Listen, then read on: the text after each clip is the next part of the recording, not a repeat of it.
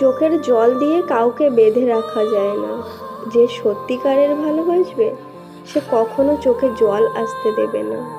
রব চেয়েছেন বলেই আপনি হারিয়েছেন, পাওয়ার সময় হলে আবার রবই দেবেন। একটা মানুষ যখন বুঝতে পারবে আপনি তাকে ছাড়া থাকতে পারবেন না, তখনই সেই মানুষটা আপনাকে ছেড়ে চলে যাবে। সফলতার জন্য ভাগ্য নয়, নিজের যোগ্যতার উপর বিশ্বাস রাখা উচিত। কাজ কিংবা মানুষের মন, আঘাত ছাড়া কোনোটাই ভাঙে না। হৃদয়ে আঘাত দিলে মানুষ বেঁচে থাকে ঠিকই, কিন্তু তাকে বেঁচে থাকা বলে না। এত চিন্তা করো না, সব ঠিক হয়ে যাবে, আমি তো আছি। এই ভরসা দেওয়ার মতো মানুষ সবার জীবনে থাকে না।